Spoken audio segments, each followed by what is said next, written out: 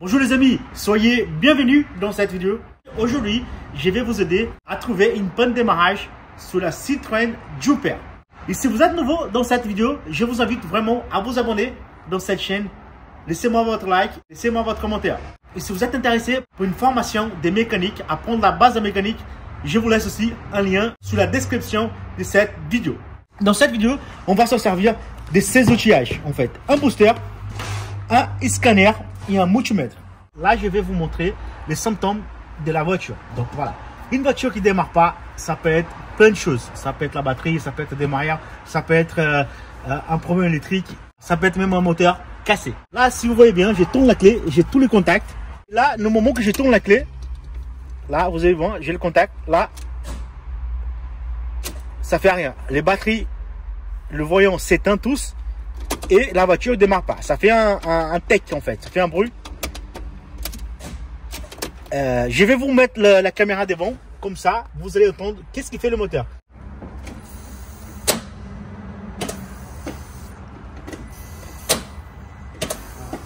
Qu'est-ce que je vais faire d'abord? Vous pouvez contrôler déjà la tension de la batterie. Avec un multimètre, si vous avez. Si vous n'avez pas des outils, les outils que je vais vous montrer dans cette vidéo, je vous laisse un lien sous la description de cette vidéo. Comme ça, vous pouvez commander. Ça arrive chez vous. La batterie sur la Citroën Jupiter, c'est là-dedans. Donc, il faut enlever le cache là. Juste tourner ça, en fait, avec un tournevis plat. Et vous avez accès à la batterie. Donc là, j'ai un multimètre. Je vais mesurer le voltage de la batterie. Donc là, je mets un multimètre. J'allume mon multimètre. Et là, je vais tester la voltage. Combien j'ai des volts. Et si je peux démarrer ou pas. Le moins, et là, je mets au plus. Donc là, vous voyez bien, j'ai 11 volts 59. Normalement, il faut que j'ai 12 volts pour démarrer une batterie. 11 volts, c'est un peu faible. Là, ce que je vais faire, je vais mettre un booster en plus pour voir si c'est ça ma panne. Donc là, j'ai mis mon booster. Il est quand même balèze, il est costaud. J'allume mon booster. Je booste en fait, il faut booster. Là, vous entendez la claque, ça s'allume le vert. Je vais mettre mon booster. Pareil, le noir sur le moins, le rouge sur le plus. Et là, je vais remesurer ma tension, voir si j'ai bien 12 volts. Donc là, maintenant, j'ai bien 12 volts avec mon booster.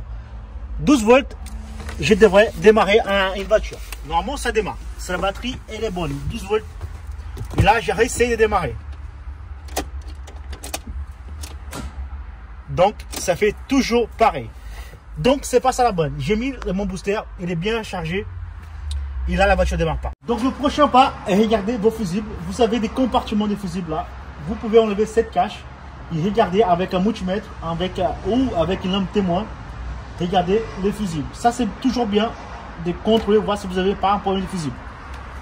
Vous aurez des fusibles ici aussi dans cette cache en fait. Quand vous déposez, vous aurez des fusibles également dans ces caches. Si vous déposez ces caches là, vous pouvez accéder au fusible, vous pouvez le contrôler aussi un par un. Donc ça, c'est pas négligeable de contrôler les fusibles. On sait toujours pas c'est quoi notre panne. Donc en mettant que j'ai contrôlé le fusible, vous avez contrôlé le fusible, les fusibles sont bons. Donc les fusibles sont bons, la batterie est bonne. Est-ce que notre démarreur est bon? Ok. On peut aller accéder au démarreur. Parfois c'est chiant, parfois on peut chanter au démarreur directement. Ou sinon, vous pouvez voir vraiment si vous n'avez pas un problème de moteur. Je vais essayer de tourner mon moteur, voir déjà si le moteur il tourne bien. S'il ne tourne pas, ça se trouve mon moteur est bloqué. Et là, j'ai une panne moteur vraiment, pas une panne démarreur. Je vais lever la voiture et je vais accéder au moteur pour voir si mon moteur il tourne bien. Vous cherchez un point d'appui pour lever. Donc dans mon cas, c'est là. Sécurité. Vous mettez une chandelle. Vous descendez le clic sur le chandelle. Voilà, appuyez seulement, c'est bon. Si vous avez aussi une valise diagnostic, vous pouvez toujours tester ces scanners-là. Dans cette vidéo, on ne va pas s'en servir, mais j'ai d'autres vidéos dans ma chaîne si vous voulez. J'apprends comment se servir de cette scanner. Je mets la voiture en neutre. Donc là, il est bien en neutre. On va aller voir maintenant comment il est le moteur. Je prends une douille de 22. Je viens sur ma poulie d'ampère et je vais tourner essayez de tourner le moteur, voir s'il tourne librement ou il est pris par quelque chose. Là, si vous voulez bien, déjà, il est bloqué. Là, il est bloqué. Il y a une contrainte là. Je ne peux pas tourner. Donc, si je vais à l'envers, il va rebloquer certainement quand je fais un tour. Le moteur. Mais si je tourne, là, je reviens, il tourne un peu, il bloque. Donc, dans ces cas, mon moteur, il est bloqué. Il y a un souci. Soit un soupape qui est dégagé, soit un piston, soit une bielle. Mais là, vraiment, j'ai un souci dans ces moteurs.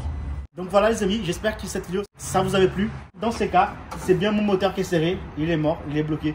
Donc là, il faut soit un remplacement moteur, soit un dépose moteur pour effectuer la réparation. Si vous êtes intéressé, si vous êtes un bricoleur de la mécanique, vous voulez apprendre plus sur la mécanique, je vous invite à cliquer le lien juste en dessous de cette vidéo. J'ai une formation précise pour vous.